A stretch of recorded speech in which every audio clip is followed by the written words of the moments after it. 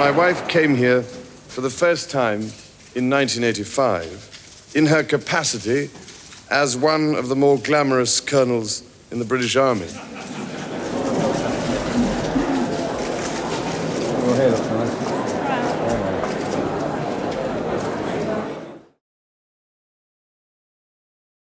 The Brandenburg Gate, where East meets West in Berlin, and where East watches West. But despite the winter weather and the bleak partition of the wall, the two sides are celebrating Berlin's 750th anniversary, and the royal guests of honour for the West celebrations were to be watched closely from both sides of the border. At the airport, military discipline was imposed on the press, who were under orders not to leave their mobile grandstands as the Prince and Princess arrived. All the press attention was focused on the couple's attitude to each other as the gloomy winter evening closed in. Rumours of marriage problems put their relationship under intense public scrutiny. But right from the very first handshakes, the couple set out to dispel the rumours. The princess, defiant in cheerful yellow, shadowed her husband's walkabout, leaving his side just once to greet a disabled woman. And Prince Charles deliberately rewrote his speech for the welcoming ceremony to pay his wife a special compliment. I have had the pleasure myself of visiting Berlin on many occasions in the past, but my wife came here for the first time in 1985 in her capacity as one of the more glamorous colonels in the British Army. That evening, the colonel lived up to the compliment at a ballet gala performance, where there was one of the more bizarre guards of honour ever inspected by royalty. They met dancers from the Royal Ballet, Britain's cultural contribution to Berlin's birthday celebrations. The princess is a knowledgeable ballet enthusiast and familiar with the tale of the beautiful princess in Stravinsky's Firebird.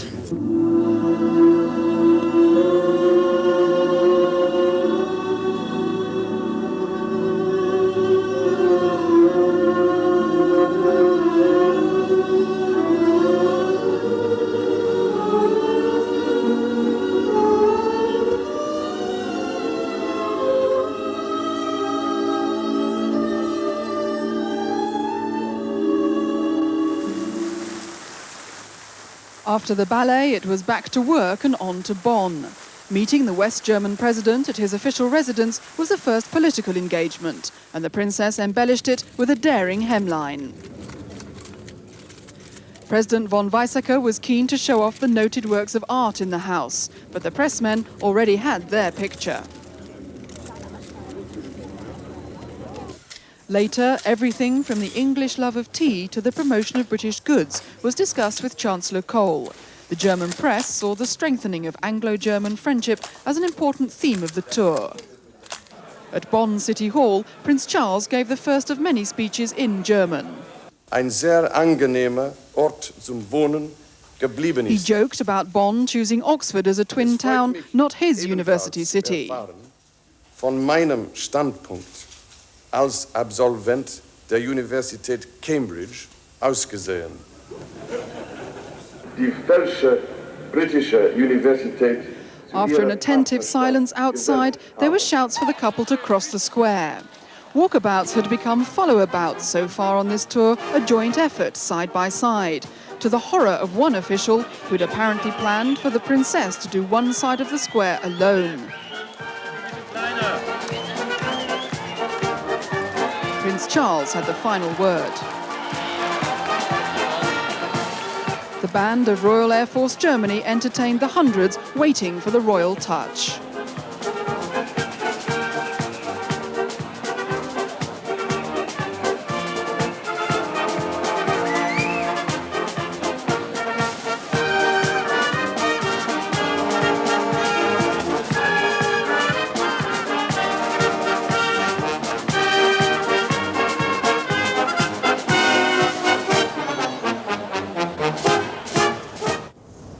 In Bonn, there was a chance to escape official duties and find some peace and privacy at the British ambassador's residence. The Art Nouveau building is a favourite with the Queen, who has stayed here twice since the British government bought the building. The Prince and Princess's reception room was just one of many fine rooms carefully restored by successive ambassadors. The royal couple's private suite on the first floor had a fine view of the secluded grounds and the famous river itself. In the evening, they were back on parade, shaking 150 hands at the president's dinner. The princess wore an estimated £1 million worth of diamonds, a gift from the Sultan of Oman. Among the VIPs, Germany's tennis champion Boris Becker. The princess is a promising tennis player herself and a regular spectator at Wimbledon. Her sophisticated hairstyle met with the approval of the media. One photographer complimented her out loud as she passed. Your hair looks nice.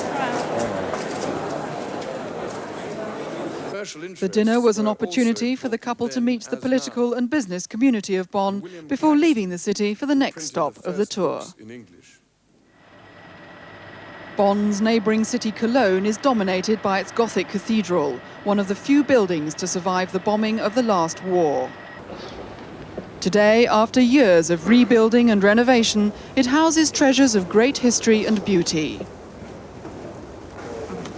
The three wise men are said to be buried here, commemorated in an altar panel painted in the year 1200. Outside, stonework described by historians as the greatest church facade in Christendom. The famous central porch portrays 60 biblical figures. But with air pollution eating into the stone, the cathedral is under constant repair to maintain the intricate masonry.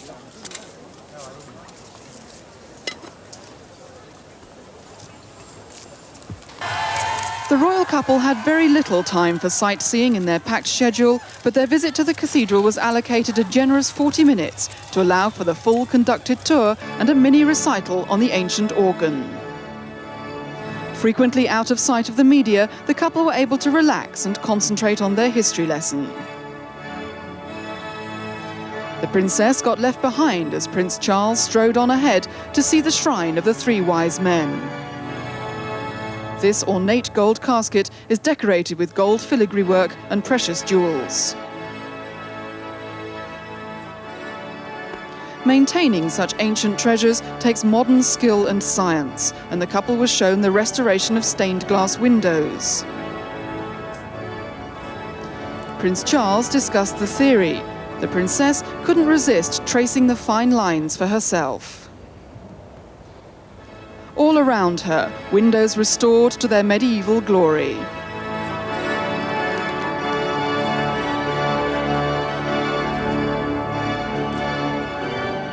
At the City Hall, one group expressed their gratitude for a half-day holiday, though tension was obviously building up for one young man plotting a secret mission. Only a few more minutes to wait, split-second timing was essential, then into action.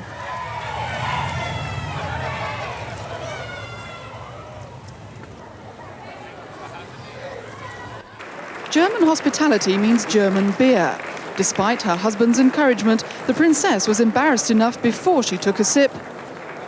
The frothy after effect doubled the blushes.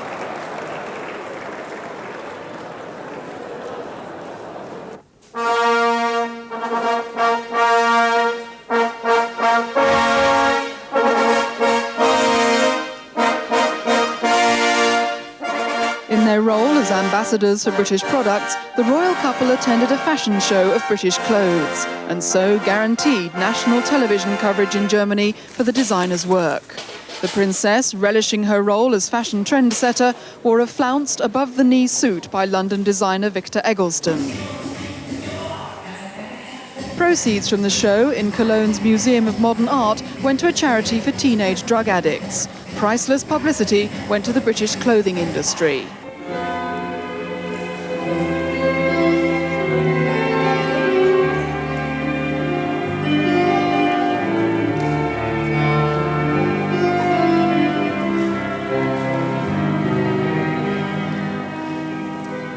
The princess noted every design detail. Short black skirts featured regularly, a compliment to the princess's own style. Experts at the show praised her influence on fashion and her choice of outfits for the tour. I like them very much. I didn't see them all, but I saw the yellow coat when she arrived, and I liked it. You see, we have dark November days, and there comes the yellow coat. You love it.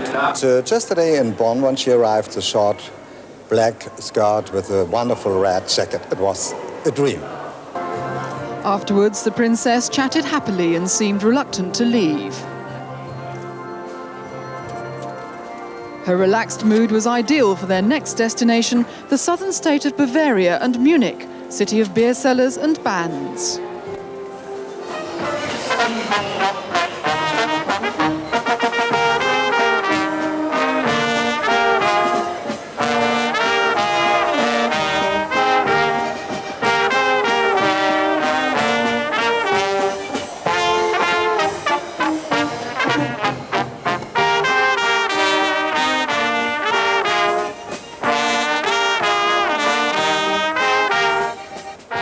From the beer cellars to the city's famous twin-towered cathedral, Munich has a style all of its own.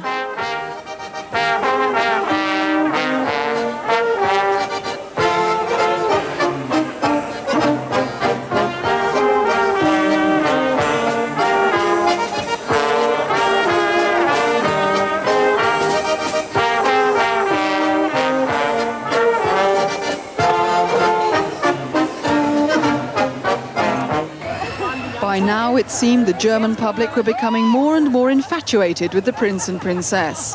Excited crowds filled Munich's central square, their appetites whetted by obsessive newspaper coverage of the couple in Berlin, Bonn and Cologne. Those who couldn't get through the crowds resorted to desperate measures to attract the princess's attention. Apparently now confident of their public image as a united couple, they at last agreed to separate walkabouts. The princess collected her first flowers of the day. The prince stopped to talk whenever he found someone speaking English, even English with a Bolivian accent. America. Are you? Bolivia? Yes. Do you know it? I haven't yet been there. Oh, yes. It's a great pleasure. As they made slow progress, the crowd pushed forward in front of the new town hall. New because it was built in the 19th century across the square from the 15th century old town hall. Even these veterans of balcony appearances seemed touched by the warmth of their welcome. Inside, Prince Charles declined to borrow a pen. His wife, at first, declined to show her face. The mayor was startled by the frenzied flashes until the princess explained she'd simply lifted her head. The royal family never sign autographs, but as even the smallest German towns proudly keep a golden book for distinguished visitors, the prince and princess were obliged to sign in at every new location.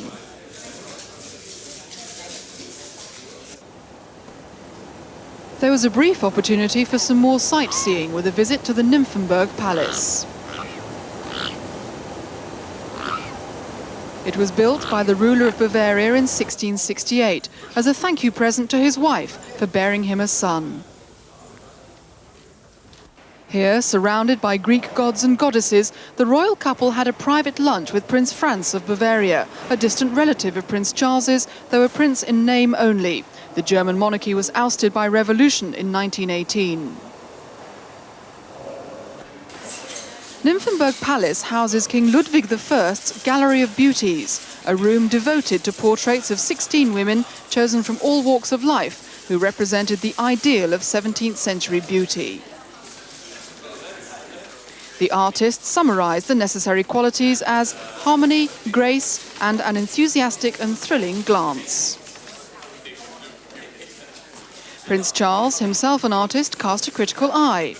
The most famous was Lola Montez. Born in Scotland, she seduced King Ludwig and enraged his court with her arrogant manner. He was forced to abdicate. The princess was interested in the girl from the humblest background, Helena Sadelmeyer, a shoemaker's daughter. Popular opinion at the time held her to be the most beautiful woman in the gallery. Her face was the one everyone wanted to see. From 17th century beauties to 18th century music, a performance of the Marriage of Figaro at Munich Opera House. They were welcomed by Bavaria's state president Franz Josef Strauss, his daughter Monica attracting a gallant gesture from Prince Charles. Despite a long, tiring day, the princess appeared to be in vivacious mood, chattering animatedly with her hosts, then lifting her flamenco-style skirt above those famous knees and carefully arranging the frills and flounces as she took her seat.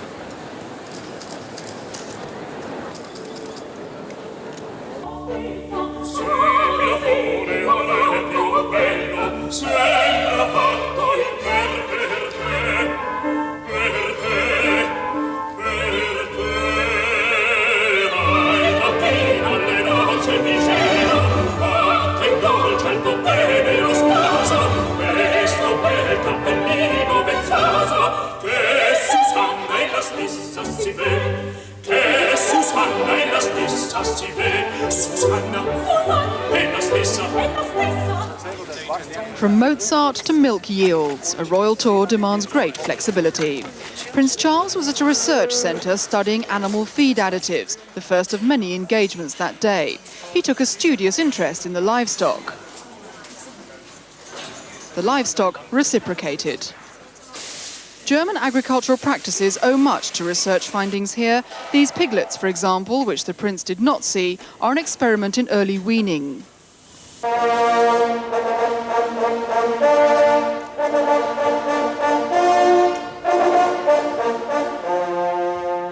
The royal couple met up again for a display of traditional Bavarian horsemanship. The pageant evoked the region's history, its peasant farmers, and its fighting forces.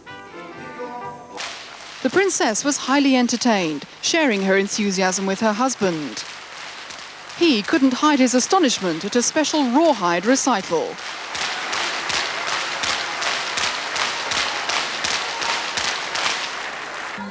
Playtime at a very special school, where handicapped and healthy children are taught alongside each other. The princess, a former kindergarten teacher, took a close interest. We are happy to see you, Lady Di. She was joined again by Monica Strauss, with whom she had appeared to form a close friendship. We are happy to see you, Lady Di. We are happy to see you, Lady Di. The youngster's English impressed the princess. You speak a little bit of English. Do you learn it while you've been here? America. Tornado aircraft built in Germany have many British components, and the assembly plant north of Munich wanted to do its bit for Anglo-German relations by explaining that relationship to Prince Charles. He met the workers before going outside to admire their handiwork.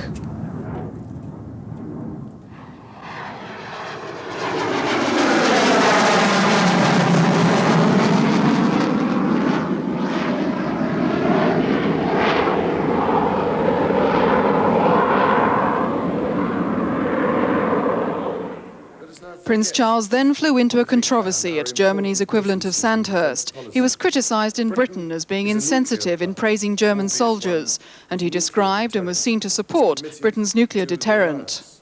Both our countries join NATO and the Western European Union, but the policies, the politics of NATO are not just about weapons procurement. They are about the management of East-West relations, about maintaining an effective and integrated defense posture, about the stationing of United States nuclear weapons in our countries.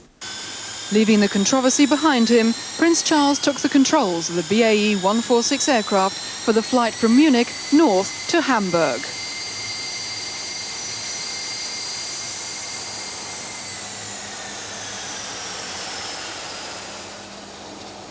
In mid-air, a rare view of the royal flight as the press plane overtook it, delivering the journalists to Hamburg. One of the world's leading ports for over 700 years, Hamburg boasts 2,000 bridges, more than any other city in Europe. Damming of the River Elbe created a network of canals, and water features in many of the classic views of the city. The royal couple's first stop was to a leading department store, nicknamed the Harrods of Hamburg, which was holding a British goods promotion, backed by £60,000 from the British government. A royal stroll through the displays was all the British exports needed to boost their profile in Germany. The department store had bought £1 million of goods for their promotion fortnight. The only way to appreciate the scale of Hamburg's port is by boat, the royal launch surrounded by police boats. But despite such a close guard on water, the police were criticised for allowing a rooftop demonstration by IRA supporters who fired magnesium flares from the bank. But the royal party sped past, their harbour tour continuing as planned. Dock workers obviously had a very high opinion of the VIP visitors. The royal couple lunched on the launch, the princess draining her glass as they returned to the dock. Then on to the studios of the North German Broadcasting Corporation. Live television cameras focusing on their reactions to a traditional German folk song. Blaue Büchsen, Seideschirm und einen echten Buschelung. Rote Dolger den Hals und kribbelt wie der Ärmelsrum. Doch wie kribbelt nicht bloß Ärmelsdur und dir sind ja in Acht.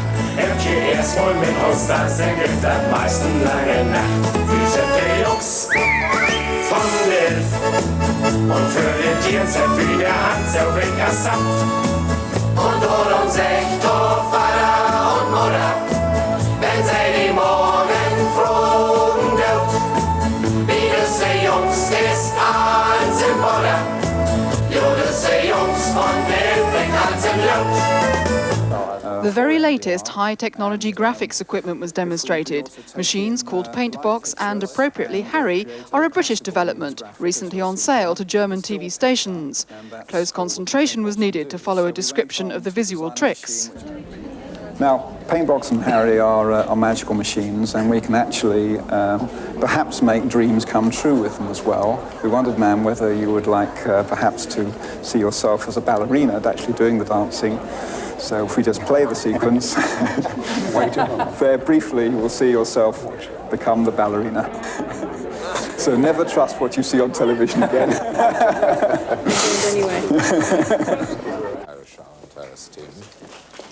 Overall, looking back on the week, the media coverage was extensive, even by royal tour standards.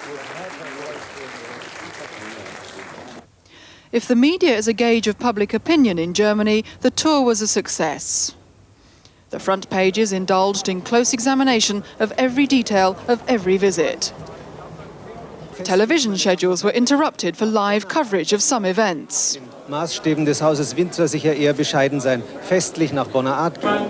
For the large number of journalists and photographers, interest had quickly swung from marriage speculation to covering the tour itself.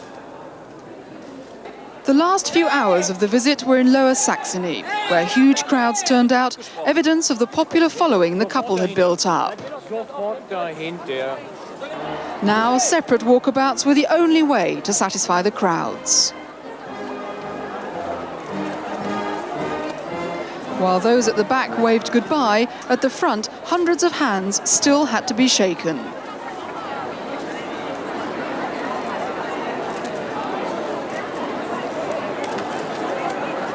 Waiting further up the road, yet more crowds, apparently going for the record in presenting bouquets of flowers.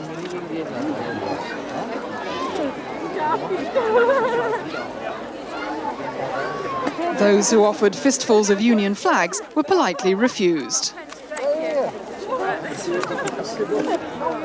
Police tried to keep people back, but relented as Prince Charles went to say his farewells. Everyone wanted to witness the last moments of a tour that had delighted the nation. The visit had begun with Berlin's birthday celebrations. Then to the country's political capital Bonn and meetings with statesmen, surprise changes of style. Then south to a warm Bavarian welcome, enthusiastic crowds in Munich. 500 miles north to Hamburg, relaxed in the friendly atmosphere. Then, after 8 cities in 6 days, home.